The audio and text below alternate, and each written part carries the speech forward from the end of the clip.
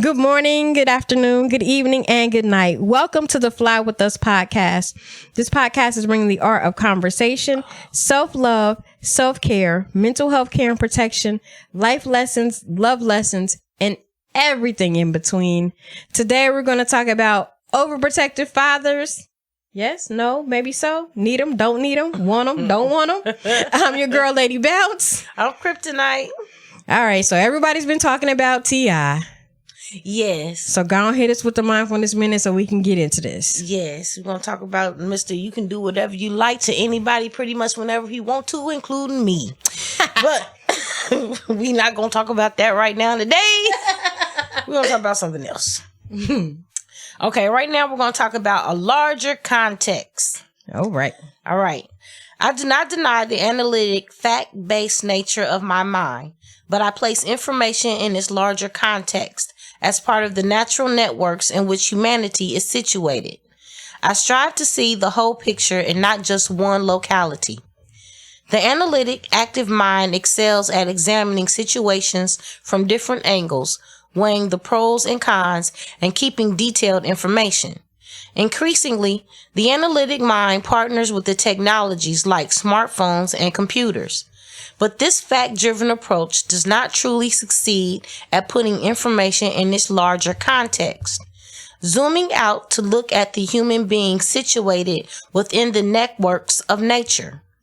Mindfulness and meditation help with this task of looking at things holistically, taking all of the data points and placing them within a larger frame of reference. This broad-minded style of inquiry is increasingly rare and much needed. You don't need to deny your fact-based analytic side in order to practice mindfulness. When the factoids appear before your mind's eye, place them under suspension. Allow the information-based style of thought to remain there.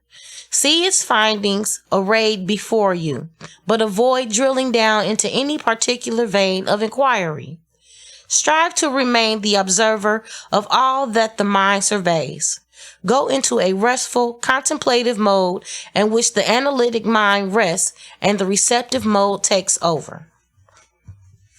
So why did I pick this mindfulness thought?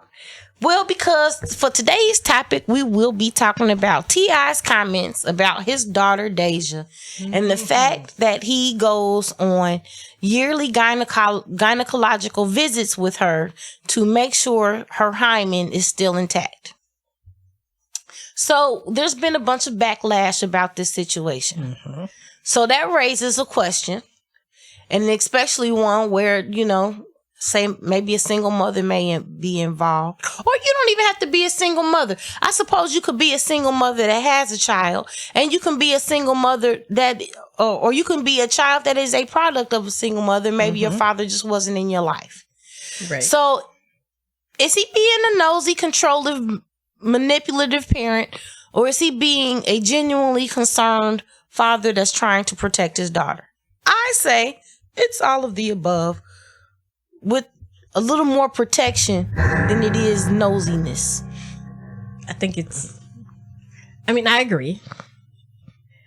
I think the biggest thing that stands out is, like, I read an article last year that was written by a young lady who did not use social media at all because her parents put her on social media.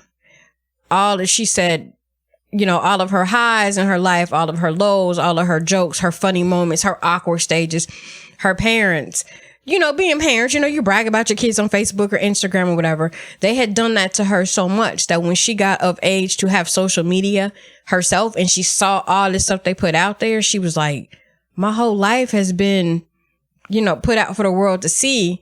I choose to be private and not be on social media because y'all already know too much about me as it is because of my parents. So in looking at it with that part of my brain, that was like some personal family stuff that you probably shouldn't have said. Well, no, out loud. I'm going to say not because of that situation. I'm going to say just because we're talking about a father taking his daughter to a gynecologist is why you shouldn't have said nothing. Like, I mean, there's one thing for your teachers, for your parents to be these proud people that just love you and adore you and they just want to share every part of your life with the world because you're a wonderful individual. And then there's a father that gets on here and says, I check my child's virginity every year when I take her to the gynecologist. Yeah. Make sure that pretty little thing ain't been tampered with. Right. But on the flip side, even in his case, his son goes on tour by himself. And is admittedly not a virgin. And is admittedly not a virgin. Much younger than his 18-year-old sister. Right. So now, why the double standard? Why is it okay? But why has it always been okay? If I go out here tomorrow and I sleep with 100 guys, I am the thought pocket of the year. For sure. But if my male counterpart sleeps with 100 women, he is the man of the year, for sure. And I think, a lot of the reason why women, and I'm going to say that women are more promiscuous now because they are. I mean, you got this platform with social media where you can post news and you can be on Instagram. You can be an Instagram model. It's my moneymaker. You can shake your behind and make, video, whatever. And women are finding, I think the level goes up all the time where women are finding their sexual freedom and women are finding their voice sexually to just be and do what they want to do. And I think for a lot of men, that is very scary and very intimidating. And especially when you are a man such as T.I. with daughters, because let's not mince words. He's a hoe. You know what I'm saying? He cheats and he does his thing. And I ain't knocking that man. That man is that man. Yep, for sure. Hi, T. What up, bruh? Like, we can do whatever you like. No. But no, seriously though, he is a man that appreciates the beauty of a woman, and even when he talking to the hoes in his music, he's being respectful about it. Right. You know what I'm saying? He's respectful to the thoughts. You know what I'm saying? He ain't outright just calling nobody a stank tramp bitch hoe or whatever. He's not doing none of that. But I also understand that him as a man that partakes in the luxuries of such women. Right. That he doesn't necessarily want to ever believe that his daughter, someone he raised, will have such tendencies and thoughts and all that type. But see, no man does, though. There's not one man walking the face of this planet that wants to know his daughter has been sexually active even after she's married. Absolutely. Fact. As I can sit and say, as a married mother of two, I've had this same conversation with my daughter in regards to her father. And I told her, I said, it doesn't matter if you married Jesus himself. He's still not going to be good enough in your daddy's eyes for you. I said, your father has been good to me throughout our marriage and our relationship. But in my daddy's eyes, he's still not good enough for me because that's how fathers think. Mothers think that way too. How many girlfriends has our brother had that mom just be like, I don't like her, her, because that is the nature of parents. Like, nobody's good enough for your precious. And then there's nothing too that we should address also is that there is no criticism or shade being thrown because there is no handbook that comes with this parenting thing. No, it is not. And that brings us to the other point. Him as a father, and we just gonna go ahead and say it because the black men get a hell of a rap for not being involved in their children's lives. Now we know more and more that that's just not the case. You go to downtown Dayton on most days and you gonna see a slew of men pushing baby carriages. I know, right? You will. You see a whole bunch of men with their babies. So, that's really a myth. That's, and then that's a whole nother situation. But the point is, we hear all of this issues about, black men not involved with their children and blah. And then now, does he go a step too far? Maybe. Maybe in some people's eyes, he does go to a step too far. But I'll say this, as a single mother of 3 sons and a daughter, I will say that if my father would have taken And I understand why he didn't and why he couldn't. You know what I'm saying? And he really shouldn't have to because our mother was there. But that's not nothing that our dad was going to do anyway. The most you're going to get is a ride. Right. You know what I'm saying? But I mean, how could that not deter someone from having sex at an early age? Whether it be from fear or from embarrassment, and because you just don't want to let your father down. Right. You know, because you know he's got you on his pedestal. You don't want to let him down. Is there really anything wrong with that? I mean, and I guess it also would depend on the context. Like, we don't really know what happened that made him be like, okay, I'm going to start making sure. You know what I'm saying? And we don't know the conversations that took place after, like, look, I just want you to make sure that you are with a guy that's going to value you. But we don't know the full context of all of that. So right now, you know, people are being really critical, saying that he's invading her privacy and it's intrusive and it's wrong. But you can't tell somebody how to raise their child. Right. You know, in some cases that's unfortunate, but in some cases you probably should keep your mouth shut anyway. But in like you said, because he himself is a self-proclaimed hoe in a lot of ways, he knows what's out here. He knows the pitfalls. He knows the slick talk that boys will come up with to talk you out of your panties. So like you said, we don't know the conversations that he's had with her, or, you know, if he's put her up on game, that boys will say anything, you know, to get it. And you are a prize and you shouldn't just, and you're the daughter of not just one, but two celebrities. Right. So both of your parents are celebrities. So them conversations are different. Yeah. So, and when it comes to having sex, especially, because how many people would try to have sex with her just to say that they did? Well, yeah. You know. I mean, well, you know, yeah. And then there's some that's going to do that anyway, just because they're assheads. Well, I mean, there's that too. But I'm just saying, like, you know, we don't know. But then also, if you, a little further in that same interview, you know, he kind of said something that makes it more weird. And he goes, well, like, you know, well, who wants a virgin anyway? They're no fun. But I'm like, well, that's because that's his personal. Right, no, but I'm like, but you want to make sure your daughter stays a virgin, but then you said virgins are no fun. See, that's where he goes from daddy mode to hoe mode. See how, like you know what I'm saying? Right. Like in one instance, he's speaking strictly on a personal level. Right, and then he goes, but see, no man want no man wants to think that anybody's going to do to his daughter what he does to somebody else's daughter. Right. You know, no man wants to think that. So I understand where there are a whole lot of men that are like, T.I.'s doing the right thing and that's what he should be doing. And I can understand where there's a whole lot of women like that's some BS. But I'm not going to say that I won't be like, oh, it's controlling behavior. I don't look at it as being controlling behavior.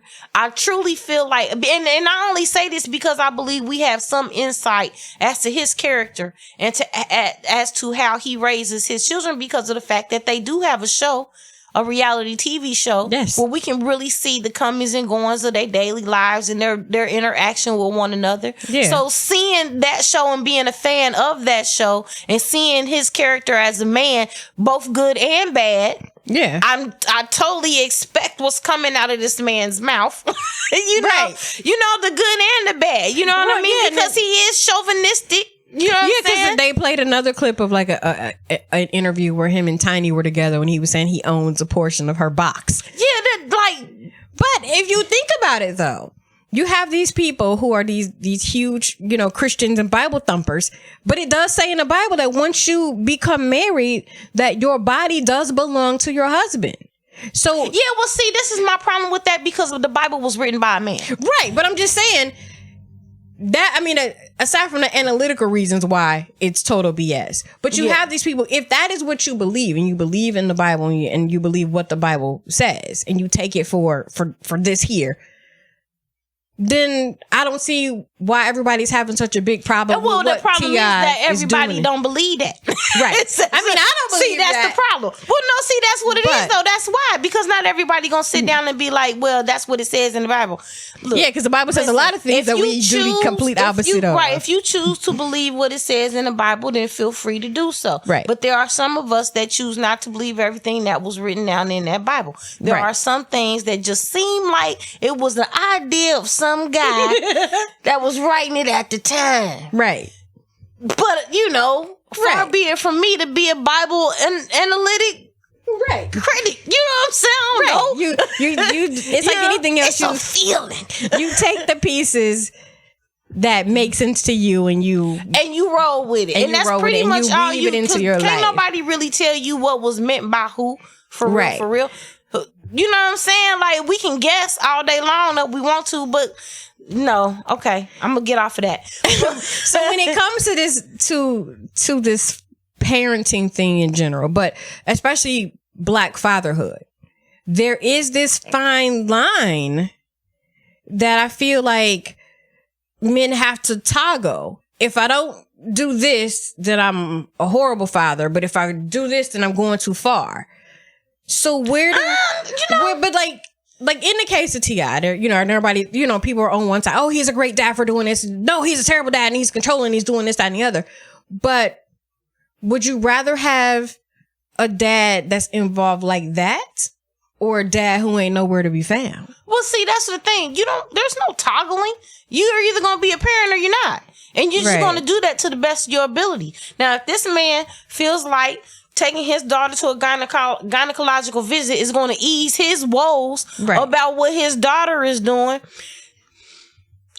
somebody might want to tell him about the mental repercussions it's going to have on his daughter. Right. Especially if he decides to get on national radio and air that information. Right. She may feel a certain way about that. Yeah, she may be slightly embarrassed. Yes, which I feel like really, there are some things that everybody just don't need to know. Right. That's just one of those things. And next time he might want to think about a story before he decides to tell it, Right. Well, they ask him. They ask him, has he had the talk about sex with his daughters? Yeah, that thing is just say yes. Right. He could have said yes, or, I put my daughters up on game and, see, the thing is, T.I. is T.I. He's a showboaty guy, so he's going to showboat. And he's clever. But this is what, this is how I'm going to make sure the situation, which, whatever. He's still my fantasy baby daddy. So whatever. You know what I'm saying? There's no parenting handbook that comes with this. So we do the best that we can with what we have. And some people rule with an iron fist. Some people put the fear of God into the chest. Some people guilt the. I don't think this was a situation of putting any type of fear into this child, because that's not the life that she lives. He doesn't rule his children like a tyrant or nothing. I believe it was a situation of I put a lot of trust in you and I believe in you and I don't want you to let me down. It's a guilt trip. Basically, it's a guilt thing, But because he does need to respect that there are some boundaries that with girls you just if he was a single father, maybe it would be different. Right. But since he's not, you got to take a different path. Well, and I cannot lie, but one of the things that was a deterrent for me for having sex, at a young age was the fear, the talk that we all got. If you get pregnant, you out. You can't bring no babies in this house. Because in my naive mind, I thought every time you had sex, you was going to get pregnant. So I was like, oh my God, at least it worked for you. No. I'm saying in terms of... I'm sorry, mama. No. I'm saying in terms of just having sex willy-nilly, like the way that these kids now are so free with... I think really, honestly, the only reason why kids are the way that they are about sex really is because of the internet. Like, I really do think that. Because it's so free, it's so out there. And then another thing, too, is there's also different... avenues in which to have sex. So there are people that will walk around and be like, I'm a virgin. I haven't had sex, but that just means they haven't had vaginal sex. That don't mean you can't put it in every other orifice in their body. Somebody said that about T.I.'s daughter in one of the comments. And then I had to find it, but there was a meme on Facebook that was like, it had T.I. on one side and was like, let me check your hymen. And then the other side was like a superimposed picture of his daughter and said, fine, because I've been doing anal. Wouldn't that be just a kick in the nut? Is that what I said? The internet is undefeated. It has no chill. That's wrong. But wouldn't that be just a kick in the nuts though for him to be like, I've been on top of it. She ain't doing nothing, and to find out she been doing anal all this time, and that's probably the definition of thoughtism of being able to take it anal. You a champ. You a champ. You doing that one. You a keeper.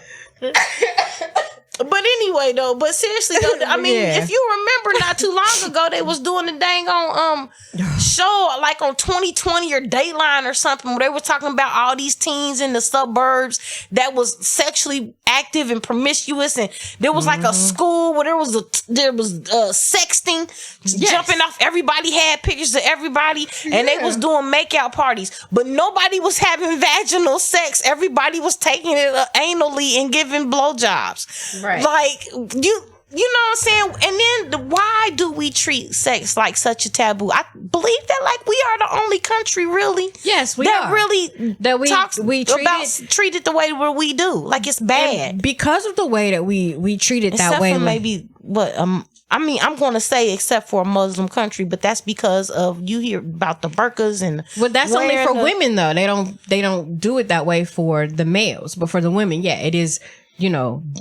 Purity and stay covered, be covered, or whatever. But even in that country, sex is not taboo. They just want to control women in sex. But for the men, it's always... Which is so weird, because it's like, who are they going to do it to? But let me tell you, I did watch a show, and they're doing it to each other. Now, it's a show, it's on Netflix. And see, I didn't know that I would be referencing this show, so I don't know what the name of the show is.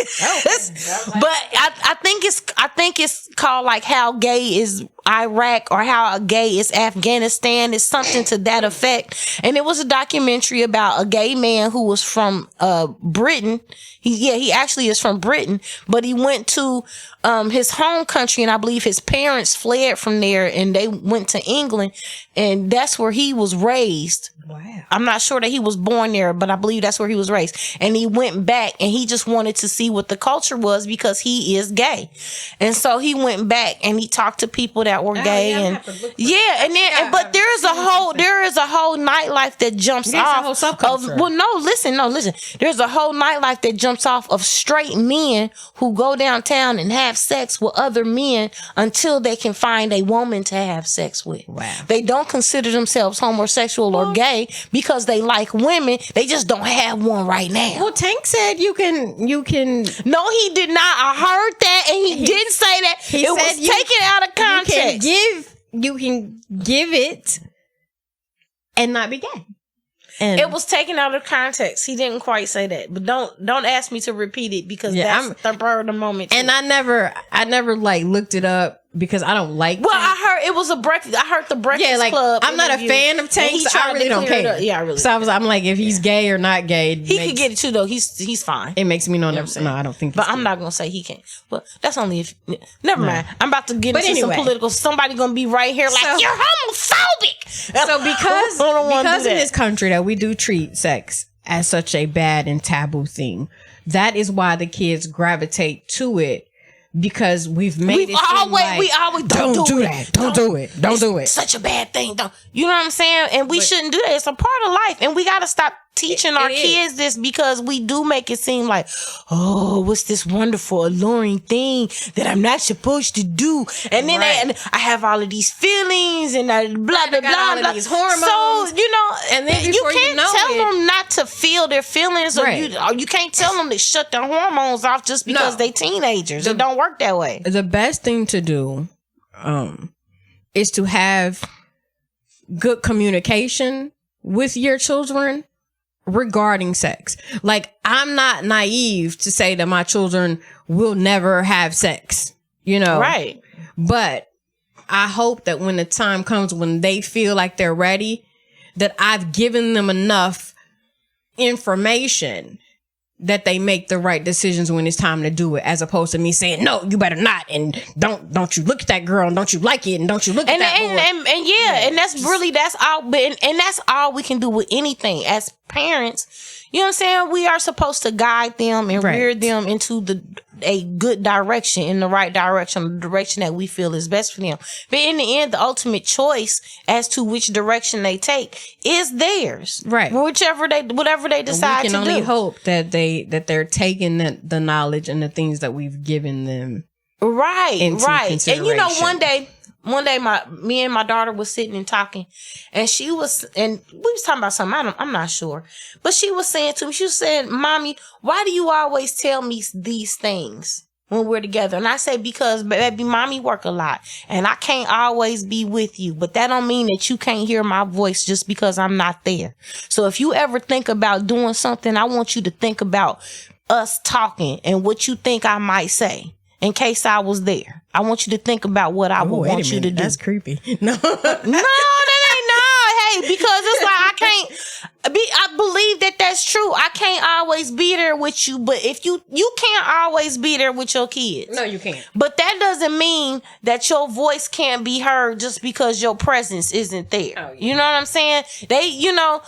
Somebody will always stop and think. If you talk to them enough, somebody will always stop and be like, "What was such and such do?" Or that's just like the whole thing about him taking his daughter to a gynecologist. Right. Yes, he checks once a year, but he can't be there every minute of the day when she makes a choice. Well, so I'm hoping that now that she's 18, well, no, hold on. But no, well, we gonna hope and that she's too. In college, but at least even still though, we still in the back of her mind, she still is thinking, "Ooh, my daddy." Mm-hmm. You know what I'm saying? I don't want to disappoint my daddy. I don't want you.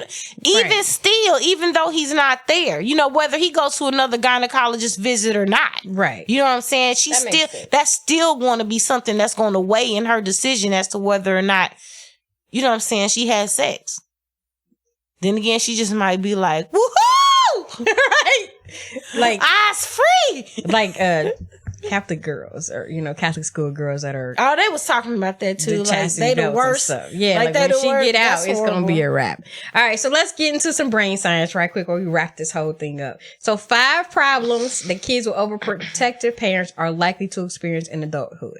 So while you are being helicopter parent to your children, there's brain science behind this that shows it is not always good. So number 1, they have more health problems. Helicopter kids are more likely to have health issues in adulthood, and they found that most helicopter kids never learn how to manage their health because their parents always told them when to go to sleep, when to exercise, and what to eat. Intrusive parents often worry excessively about their kids' health and provide constant reminders about what to do and what not to do. Dang. So maybe not always good to go to the doctor with your daughter. Number 2, they feel entitled. Helicopter parents dote on their kids so much that they tend to think they are the center of the universe, and that notion that they're extra special doesn't go away when they turn 18. Research has found that helicopter kids grow up feeling entitled and are more likely to agree with statements such as, "I demand the best because I'm worth it, and people like me deserve a break every now and again."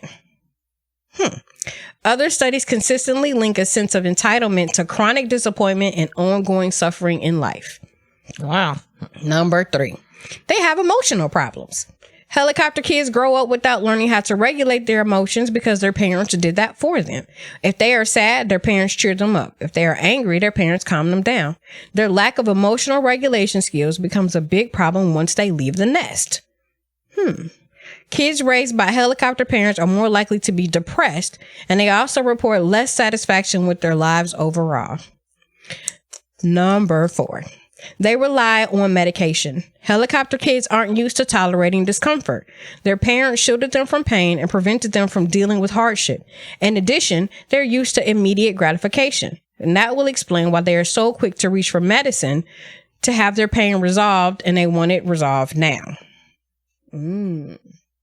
So they're pill poppers? Wait. And number 5, they lack self-regulation skills. Helicopter kids don't grow up with as much free time as other kids. Their environments are usually highly structured and their time is closely regulated. Without opportunities to practice managing themselves, they lack the skills necessary to reach their goals. Adults who grew up with helicopter parents are less likely to possess the mental control and motivation that they need to succeed. Other studies have drawn similar conclusions that helicopter kids grow up to procrastinate and they lack the initiative and motivation to succeed. So, what can you do about it? Monitor your tendency to hover. Helicopter parents intend to help their kids succeed, but ultimately hovering robs kids of the mental strength they need to reach their greatest potential in life. Of course, letting your kids make some mistakes, allowing them to fail, and giving them opportunities to solve their own problems requires you to be mentally strong too. So it's important to work on building your own mental muscle so you can help your kids develop the skills they'll need to become happy, healthy, responsible adults. So with that being said, your self-care assignment for this week is don't be a helicopter parent. Take a youth, mentor them, talk to them, but don't hover. And don't intimidate. Like let your kids don't scare your children. No, let them be able to let them know that they can genuinely talk to you about anything. Because if you don't remember anything else, remember that you were once their age and you would have loved to have someone grown that you could come talk to and just get some good advice from. I like if you didn't have that. And with that being said, you can catch us on YouTube, SoundCloud, Instagram, Facebook, and Twitter. Hit us up. Let us know if you're doing your self-care assignments because self-work matters. First, love yourself in everything you do, and we'll see you next week. Peace. All right, y'all.